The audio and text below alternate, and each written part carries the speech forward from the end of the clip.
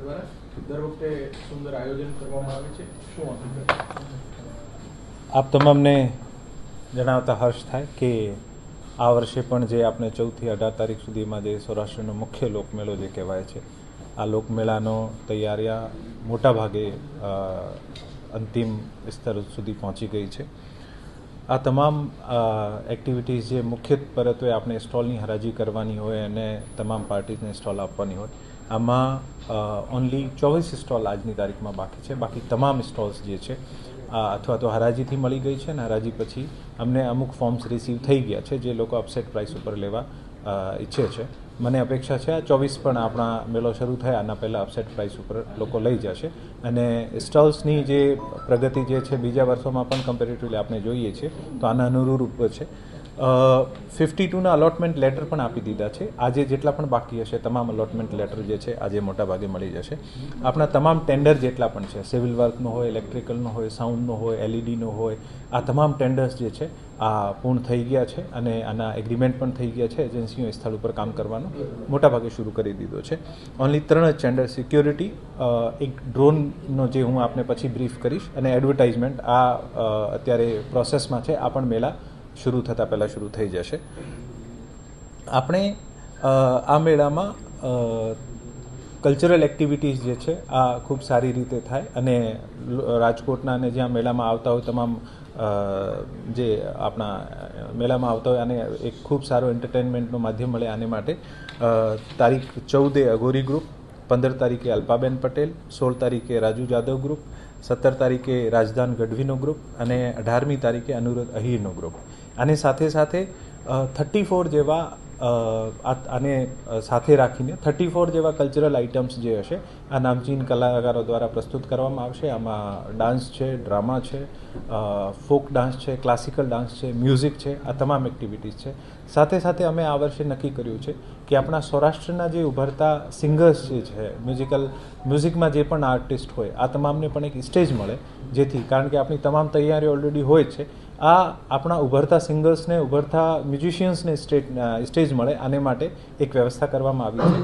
અને ડેલી સાંજે 4 થી 7ના વચ્ચે ઘણા બધા જે આપણા મ્યુઝિશિયન સિંગર હશે આને આપણને સ્ટેજ આપવામાં આવશે, જેથી હું માનું છું કે લગભગ 50થી વધુ આર્ટિસ્ટ જે છે આ 7-8 દિવસમાં પરફોર્મ કરશે.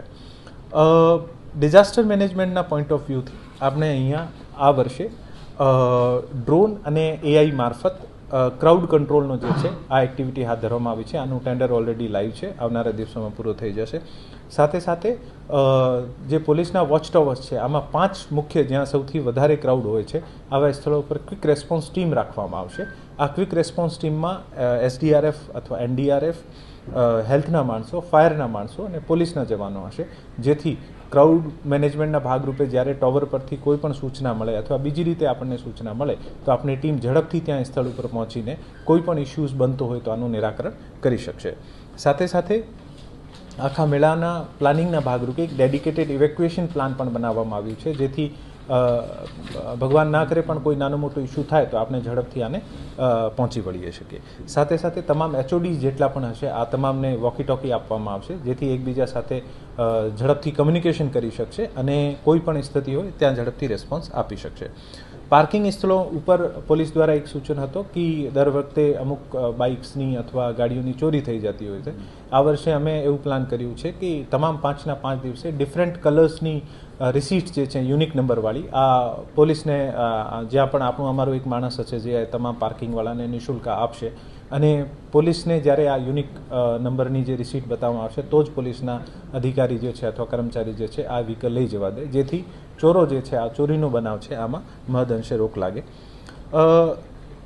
આ તમામ કામગીરી મેળાના સંદર્ભમાં હતી. બાકી મેળાનું નામકરણની પ્રક્રિયા જે છે અંતિમ દોરમાં છે. 1-2 દિવસમાં આ મેળાનું નામ છે આ પણ જાહેર થઈ જશે અને બાકી તમામ તૈયારીઓ ખૂબ સારી રીતે ચાલી રહી છે. હું તમામ સૌરાષ્ટ્રના જનોને, રાજકોટના નગરજનોને અને જે પણ આ મેળામાં આવતો હોય તમામને અપીલ કરું છું કે આપ મેળામાં ખૂબ સારી રીતે આવો અને જે પણ એક્ટિવિટીઝ છે આનો આનંદ મેળવો.